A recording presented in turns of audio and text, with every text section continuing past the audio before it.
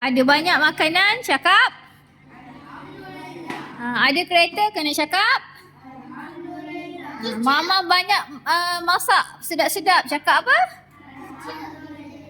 Nabi Ayub pun kaya, ada banyak semua benda. So dia cakap apa? Dia cakap apa? Masa Nabi Ayub dia sakit lama 18 tahun, dia bersyukur tak? Bersyukur.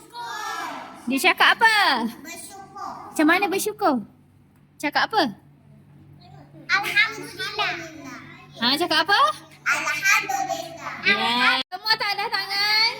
Cakap, sembuhkanlah aku ya Allah. Okay, lepas tu jadi apa? Macam mana Nabi tadi? Ayub pun disembuh. Kalau pijak air tu dia mandi, lepas tu dia pun jadi sembuh. Macam mana sembuh? Kulit dia gatal lagi tak? Tak. Yes, bagus. Good job. Pandai Alisha.